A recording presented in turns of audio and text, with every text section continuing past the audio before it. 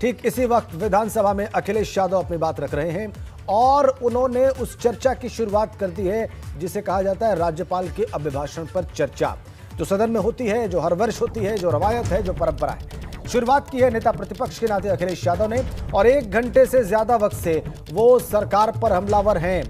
राज्यपाल के अभिभाषण में जो बातें कही गई हैं उन्हीं को आधार बनाते हुए अखिलेश यादव सरकार पर निरंतर वार कर रहे हैं। चाहे वो बिजली का विषय हो, चाहे वो रोजगार का मामला हो, चाहे वो महंगाई की बात हो, चाहे वो विकास की बात हो, चाहे वो निवेश की बात हो, चाहे वो स्वास्थ्य सेवाओं की बात हो, एम्स बनाने की बात हो या हर जिले में अस्पताल बनाने की बात हो, हर बिंदु पर बिंदुवार कोट करते हुए राज्यपाल के अभिभाषण को उन्होंने हमला बोला है और बीच में थोड़ी सी नोकझोंक भी हुई सत्ता पक्ष और विपक्ष के लोगों के बीच में।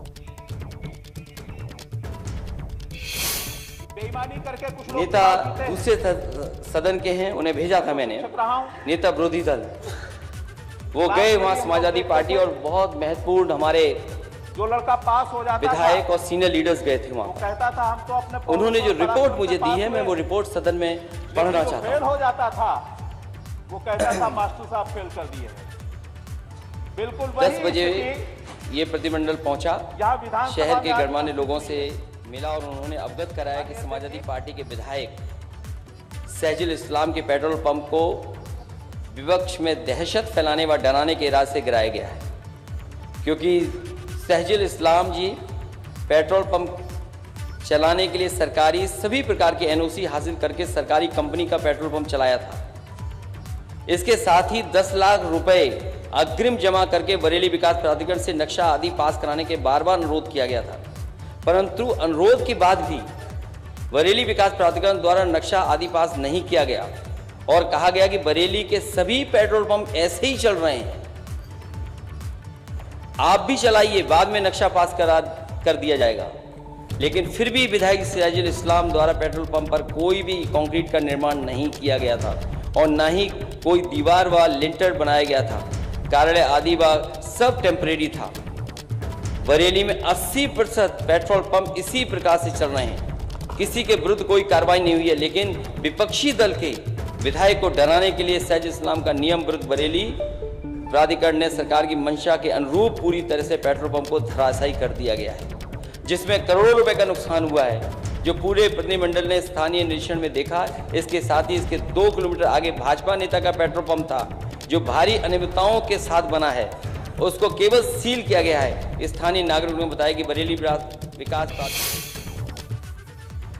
अखिलेश यादव का भाषण जारी, जैसे कि अभी आप लाइव देख रहे थे। सहजुल इस्लाम का मुद्दा उन्होंने उठाया है, जो विधायक है समाजवादी पार्टी के।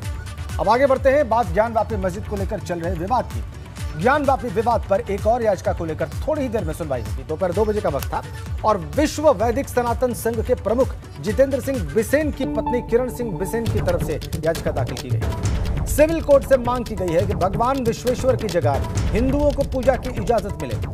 इसके साथ साथ मस्जिद के गुंबदों को ध्वस्त किए जाने का भी आदेश देने की मांग की गई। याचिका भगवान आदि विश्वेश्वर विराजमान के वाद मित्र की हैसियत से डाली गई है और ये बड़ी खबर है। ये सिविल कोर्ट सीनियर डिवीजन के जज के वहां आज दोपहर 2 बजे सुनवाई होनी है और जानकारी ये भी है कि इसी मामले पर कोई इंटरिम ऑर्डर भी आ सकता है आज की सुनवाई के बाद। सीधा आपको वाराणसी के लिए चलते हैं। इस याचिका पर फिलहाल क्या प्रोसीडिंग्स हैं, क्या ताज़ा डेवलपमेंट है, ताज़ा अपडेट है, ये बताने के लिए मोहम्मद मोइन हमारे संवाददाता, हमारे सहयोगी इस वक्त जुड़े हुए हैं। मोइन, क्या जानकारी मिल रही है आपको?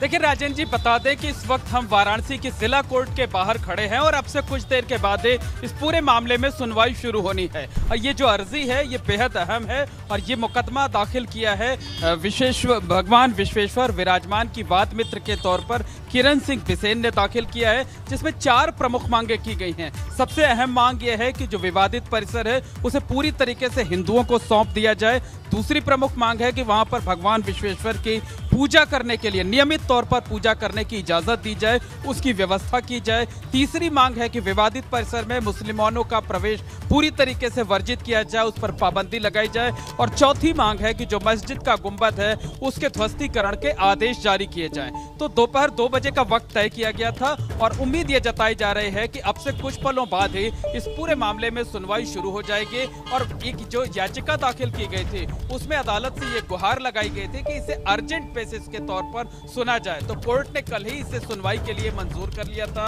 आज दोपहर 2 बजे का वक्त तय किया था, तो किसी भी पल इस पूरे मामले में सुनवाई हो सकती है। पहले सुनवाई होगी, उसके बाद जजमेंट आएगा और उम्मीद ये जताई जा रही है कि तकरीबन आधे घंटे तक सुनवाई चल सकती है और शाम 4:30-5 बजे के आसपास फैसला आ सकता है। जो भी फैसला आएगा वो इंटरिम आर्डर होगा, अंतरिम आदेश होगा, क्योंकि पूरे मुकदमे की सुनवाई चलने में लंबा वक्त लगेगा। ये बेहद अहम इसलिए भी हो जाता है क्योंकि एक वाद पिछले साल राखी सिंह समेत 5 महिलाओं की तरफ से दाखिल किया गया था और ये दूसरा वाद दाखिल किया गया है। तो ज्ञानवापी विवाद से जुड़ा हुआ दूसरा अहम मुकदमा है और आज से इस मुकदमे की औपचारिक तौर पर शुरुआत होगी। तो आज पहले दिन सुनवाई के बाद क्या कोर्ट कोई अंतरिम आदेश जारी करती है, अंतरिम आदेश में क्या कुछ कहा जाता है, ये देखने वाली बात होगी। बहरहाल सबको इस बात का इंतजार है कि कब सुनवाई शुरू होती है और कब अदालत का फैसला इस पूरे मामले पर आता है। ठीक बात है मोइन, आप कह रहे हैं 4:30 बजे के इर्द गिर्द कोई इंटरिम ऑर्डर इस मामले पर आ सकता है और सुनवाई किसी भी वक्त शुरू हो सकती है। लेकिन मोइन ये भी स्पष्ट कर दें दर्शकों को कि क्या ये वही जज साहब हैं जो इससे पहले ज्ञानवापी विवाद का जो दूसरा मामला है वो सुन रहे थे? एक बात, और दूसरी बात ये कि क्या इसमें कोई प्रतिवादी भी है या किसी को प्रतिवादी इस याचिका में बनाया नहीं गया है? देखिए, जब पहला सवाल आपने किया तो बिल्कुल वही जज साहब है, रवि दिवाकर, सिविल जज सीनियर डिवीजन, जो पहले ज्ञानवापी मामले की सुनवाई कर रहे थे। बाद में जब सुप्रीम कोर्ट ने इस पूरे मामले में दखल दिया और जिला जज को सुनवाई करने के लिए कहा, कल जब ये वाद यानी मुकदमा दाखिल किया गया तो उम्मीद ये जताई जा रही थी कि जो सिविल जज सीनियर डिवीजन रवि दिवाकर है, शायद वो इस मुकदमे को रिलीज कर देंगे और कहेंगे कि इसी नेचर के दूसरे मुकदमे जिला जज की कोर्ट में सुने जा रहे हैं, तो इसकी सुनवाई भी जिला जज की कोर्ट में होनी चाहिए। लेकिन उन्होंने खुद ही इस पूरे मामले की सुनवाई की और सिर्फ जो एप्लीकेशन दाखिल की गई थी, जो मुकदमा दाखिल किया गया था वाद, उसको सुनवाई के लिए मंजूर कर लिया। सिर्फ मंजूर ही नहीं किया बल्कि उसकी अर्जेंसी जो थी उसको भी उन्होंने एक्सेप्ट किया और ये माना कि हाँ, ये अर्जेंट बेसिस पर इसे सुना जाए जरूरी है। इस पूरे मामले में पक्षकार कई बनाए गए हैं लेकिन किसी को नोटिस जारी नहीं किया गया है। नोटिस इसलिए नहीं जारी किया गया है क्योंकि कोर्ट ने इसे मान लिया है कि ये अर्जेंट बेसिस पर मैटर है। नहीं, पहले तरीका ये होता है, नियम ये होता है कि जिसे भी आप पक्षकार बनाते हैं उसे नोटिस जारी किया जाता है। नोटिस जारी किए जाने के बाद सभी पक्षकारों से जवाब मांगा जाता है और उसके बाद कोई अंतरिम आदेश या तो पूरा फैसला जो है वो सुनाया जाता है। लेकिन आज चूंकि सबको इस बारे में जानकारी हो गई है, तो क्या मुस्लिम पक्ष या उत्तर प्रदेश सरकार के तरफ से इस अर्जी का विरोध किया जाता है, इस पर आपत्ति दाखिल की जाती है, ये देखने वाली अहम बात होती है। और क्या कोर्ट जो बाकी आपत्तियां अगर दाखिल की जाती हैं तो उन आपत्तियों को मंजूर करता है या पहले अंतरिम आदेश जारी करता है, उसके बाद आपत्तियां कहता है कि आपको जो आपत्ति हो वो आपत्ति दाखिल करिए। तो ये सब कुछ कोर्ट पर डिपेंड करेगा कि अदालत इस पूरे मामले में क्या फैसला अपनाती है, क्या रुख अपनाती है। मोइन, आपने बहुत महत्वपूर्ण बात कही कि उन्होंने न सिर्फ इस याचिका को एक्सेप्ट किया सुनवाई के लिए, बल्कि इसकी अर्जेंसी को भी स्वीकार कर लिया और आज ही इस मामले को लिस्ट किया गया है। मोइन, जबकि इसी तरह का एक दूसरा मामला जिसमें पूजा करने के अधिकार जैसी ही बात है और वो जिला अदालत में चल रहा है जो कि इससे के ऊपर की अदालत है, और उसी मामले में यहां पर पूजा का अधिकार देने की बात कही गई है, बल्कि आगे बढ़ के मस्जिद के गुंबदों को डिमोलिश करने की मांग की गई है। तो ये बात हमारे दर्शकों के सामने स्पष्ट करें, पूजा करने का अधिकार जो दूसरी याचिका में मांगा गया श्रृंगार गौरी मामले में जो अभी सुना जा रहा है जिला जज की अदालत में, और ये जो मामला है जो इसमें प्रेयर्स की गई हैं कोर्ट से, इसमें कितना फर्क है?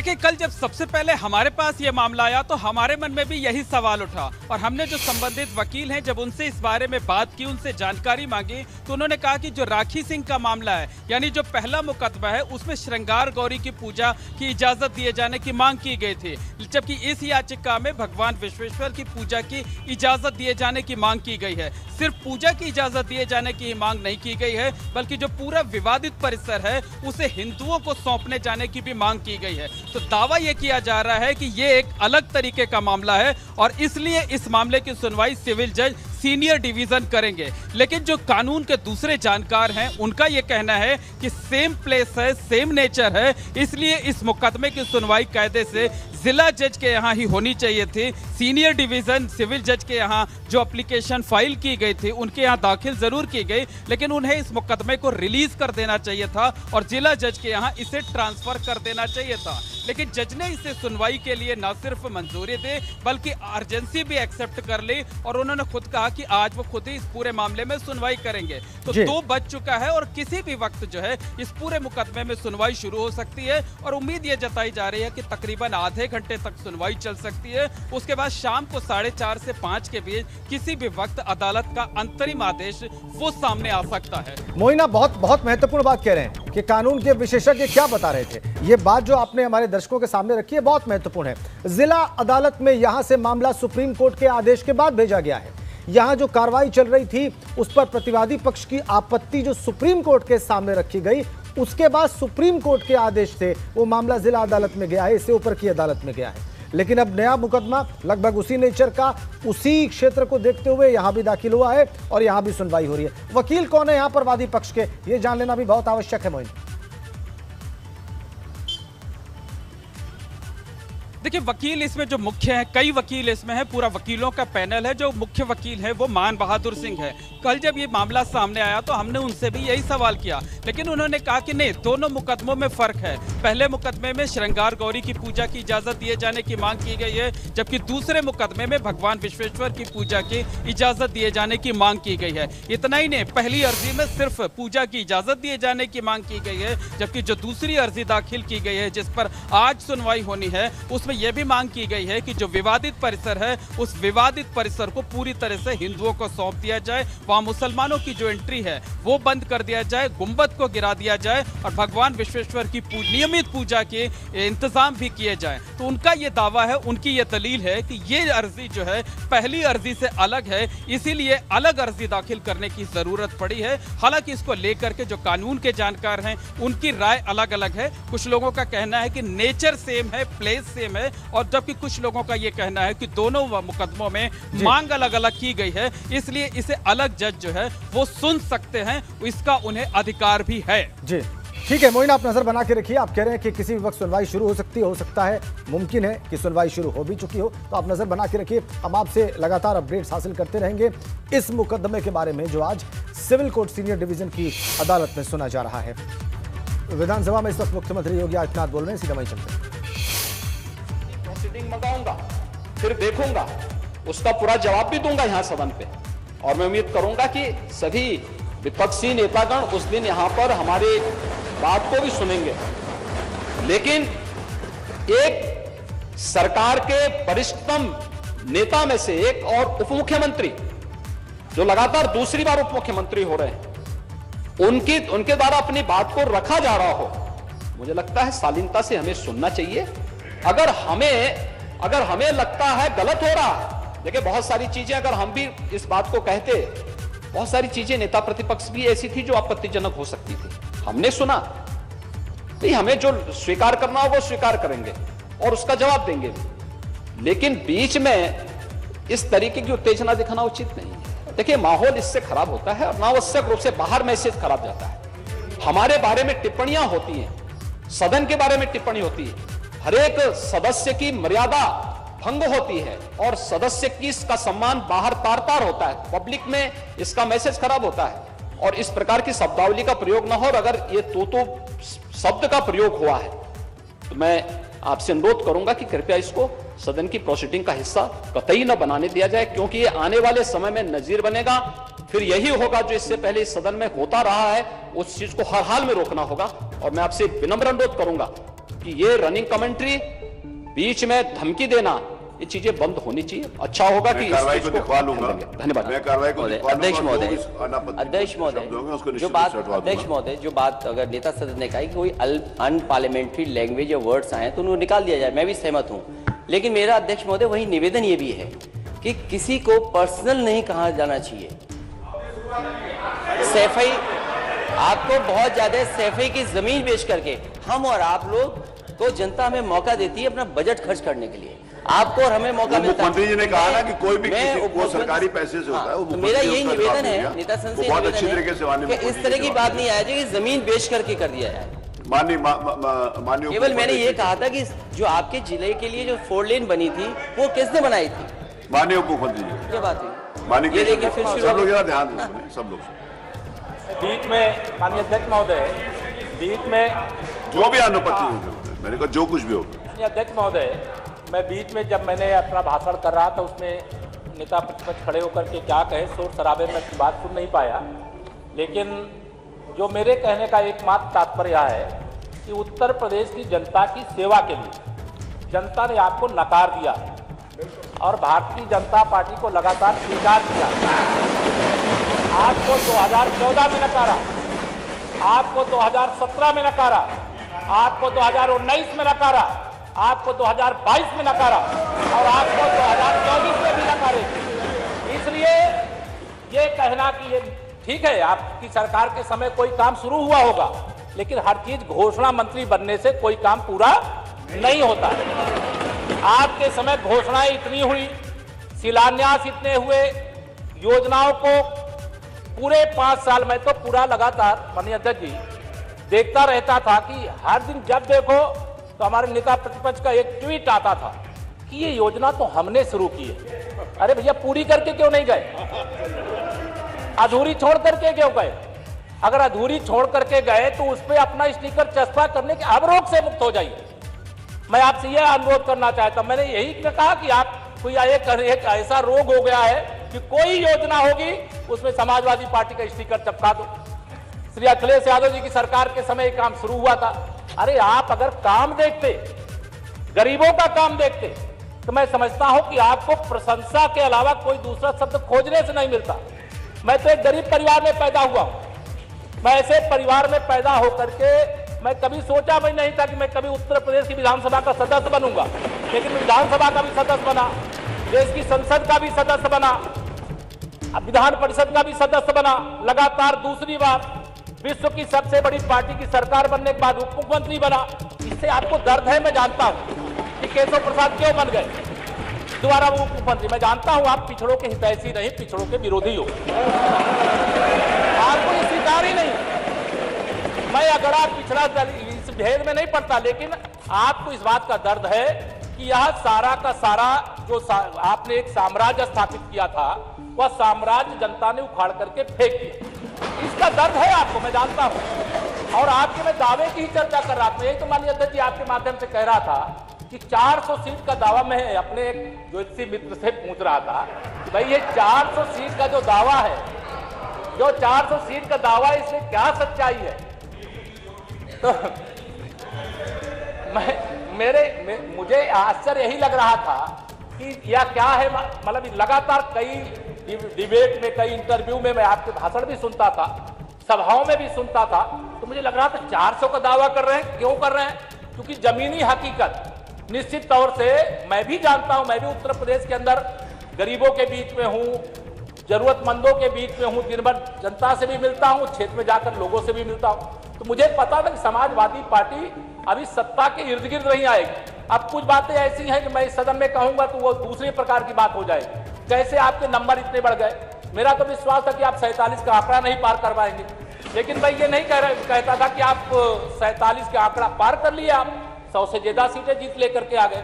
वह ठीक है, जनता का जनादेश जहां तक पहुंचा है, आपको प्रतिपक्ष में रहने का मौका दिया है तो आप प्रतिपक्ष में रह करके, लेकिन कभी अगर एक बार गरीबों के बारे में अगर आप सोचते, मैं देख रहा था जोशी ने जो कहा है कि अभी श्री अखिलेश यादव जी के और समाजवादी पार्टी के 25 वर्ष तक सत्ता में आने का योग नहीं है। अब इसको जिसको मैं ये मेरे मित्र ने कहा है, आप कहेंगे उसका प्रमाण, इसका कोई प्रमाण नहीं। जो इसी गणना के हिसाब से बता दिया वो मैं आपको बता दे रहा हूँ। ठीक है, अभी 25 साल तक उधर बैठने के लिए तैयार रही, उधर बैठने के लिए तैयार रही है। मेरे लिए क्या कहा है, दूसरों का देखते रहे और अपना चुनाव हारे। राकेश जी बैठिए, बैठिए आप। अध्यक्ष जी, अरे बैठिए, गुस्सा नहीं करिए। मैं माननीय नेता प्रतिपक्ष जी के आपके माध्यम से नेता प्रतिपक्ष जी को कहना, मुझसे पूछे मेरे लिए क्या कहा। अरे आप नहीं चाहते थे केशव प्रसाद दोबारा उप मुख्यमंत्री बने, फिर उप मुख्यमंत्री बन करके बैठा हूं। मैं तो कह रहा था कि मैं सदस्य बन करके आऊंगा कि नहीं आऊंगा, आपको इसकी चिंता नहीं कि मैं वहां बैठ जाऊं। लेकिन आप चाहे जितना दूध में आप डालते हो नींबू, लेकिन हम दूध में चीनी डालते हैं, हम मीठा करते हैं, आप दूध को फाड़ने का काम करते हैं। हम सब एकजुट होकर के सरकार को चलाए। दोबारा सरकार बन करके आई है और दोबारा सरकार बन करके आई है, तो मैं यही कह रहा था माननीय अध्यक्ष जी कि आप अपनी तरफ बचा के रखना, इधर की चिंता मत करिए। इधर तो हम लोग रहेंगे क्योंकि वहां से बहुत सारे लोग हमारे संपर्क में। अभी आप कई चीजें गरीबों की बात कर रहे थे। अब गरीब आदमी कोई जाति और धर्म और समुदाय से रिलेटेड नहीं होता। मैं भी गांव का रहने वाला हूं। जिस गांव में अब नगर पंचायत बन गई है, जहां मैं रहता, मेरा भी घर जहां था, कभी हम लोग कल्पना नहीं करते थे कोई हमारे घर में कोई शौचालय बन जाएगा, कभी कल्पना नहीं करते थे कि हमारे घर में भी बिजली लग जाएगी। मैं स्वयं संगठन का काम करता था, कभी सोचा नहीं था कि एक गैस का कनेक्शन मेरे घर में आ जाए। मैं दूसरों की बात नहीं करता, पूरा प्रदेश इसका साक्षी। लेकिन आज जब ये आंकड़ा देखता हूं, 1 करोड़ 41 लाख गरीबों के घर में बिजली का कनेक्शन फ्री में पहुंचाने का काम सौभाग्य योजना के माध्यम से प्रदेश की सरकार ने कर दिया। आप उस गरीब का दर्द अपने सरकार के समय दूर नहीं किए। आपको गरीब की, पिछड़ों की, वंचितों की किसी की चिंता नहीं, हमारी सरकार को चिंता। आप प्रधानमंत्री आवास योजना में देख रहा था, आपके कार्यकाल में तो माननीय प्रधानमंत्री जी ने 2014 में सरकार बनने के बाद तत्काल योजना प्रारंभ कर दी थी। लेकिन आप तो 1 लाख का आंकड़ा भी नहीं छू पाए। आप सोचते थे अगर प्रधानमंत्री आवास बन जाएगा तो साइकिल पंचर हो जाएगी। मैं उस समय संसद में पहुंच गया था माननीय अध्यक्ष, और संसद में पहुंच करके मैं उस समय संयोग से मेरी पार्टी ने मुझे प्रदेश का अध्यक्ष बना दिया था 2016 में। मैं कहता था कि आप केंद्र सरकार की जो योजना है उस योजना को उत्तर प्रदेश के गरीबों के लिए आने दो। लेकिन हर काम में बैरियर लगा करके खड़ा करने का काम अगर किसी सरकार ने सबसे अधिक किया था, तो मेरा भी जो अनुभव है 2012 से लेकर के 2022 तक का, तो श्री अखिलेश जी के नेतृत्व वाली समाजवादी पार्टी की सरकार ने केंद्र सरकार की योजना यूपी में ना आने पाए, इसके लिए कदम कदम पर बाधा डालने का काम किया। और उसके कारण मैंने कहा आने देते तो प्रदेश का भला होता, प्रदेश के लोगों का भला होता। अगर नहीं आने दोगे तो इससे ज्यादा आपका नुकसान होगा, और जनता ने वही किया। उस समय जो आपके हालात हुए, आप 300 सीट जीतने का दावा कर रहे थे 2017 में, लेकिन आपकी नीतियां अगर सही होती, आपके कार्य अगर सही होते, तो निश्चित तौर से आप फिर जीत करके आते, आप फिर यहां बैठते। लेकिन आपको जनता ने 1 बार नहीं 2री बार नकार दिया, और 2री बार विधानसभा में नकारा, और 2 बार लोकसभा में नकारा। कभी आप कांग्रेस के साथ गए, तब भी आपको जनता ने नहीं स्वीकार किया। कभी आप बुआ जी से मिल गए, तब भी आपको जनता ने स्वीकार नहीं किया। मेरा ये कहने का, मैं गरीबों के लिए जो हमारी सरकार ने काम किया, मैं अभी उज्ज्वला योजना की आप प्रशंसा कर रहे थे। अरे इस बात की प्रशंसा, ये कोई साधारण बात नहीं है कि 1 करोड़ 67 लाख गरीब माताओं बहनों के घर में गैस का कनेक्शन पहुंच गया, और जो उज्ज्वला योजना के अंतर्गत गैस का निःशुल्क कनेक्शन देने का काम किया गया, वो उनको गैस का कनेक्शन मिलने के बाद वो गैस भी भरा रहे हैं। आपको पता इसलिए नहीं होगा क्योंकि आप गरीब के संपर्क में नहीं है। अभी आपको फिर खराब लगेगा, आप गुंडों, अपराधियों और माफियाओं के संपर्क में देगा, इसलिए आपको परेशान है। अगर गरीब के संपर्क में होते और गरीब की चिंता करते तो शायद आप कुछ और आपके नंबर बढ़ जाते, लेकिन आपको गरीबों की चिंता थी ही नहीं ना है। ऐसे हम पे एक भी मुकदमा हो तो बता दें। गरीब की चिंता अभी बता, मैं बता दूंगा, अभी सब कुछ बता दूंगा। गरीब की चिंता नहीं है, पिछड़ों की चिंता नहीं है। अभी रोजगार की बात कर रहे हैं, मैं तो प्रयागराज का रहने वाला हूं। अरे अभी सुनिए, मेरी पार्टी का जितना समय होगा मैं लेकर के बोलूंगा, आप परेशान मत होइए। माननीय नेता प्रतिपक्ष जी, सुनने का साहस करिए। अभी नेता तो प्रतिपक्ष शुरुआत के हुई लिए है। कोई समय नहीं था, जितना उन्होंने बोला उनको। अभी तो शुरुआत हुई अभी है। वो मुख्यमंत्री हैं, बोलेंगे उसी रेशियो के हिसाब से, समय उसी रेशियो के हिसाब से। आपने समझाइए। समय का रेशियो वही है, समय का रेशियो वही, समय का रेशियो वही है।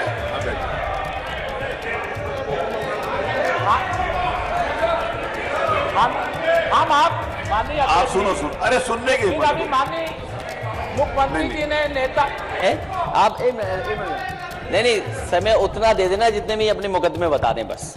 मैं अभी आपको सब बता दूंगा, आप चिंता मत करिए। आप वह भी बता दूंगा। और केशव प्रसाद ने सदैव राष्ट्रवाद की लड़ाई लड़ी।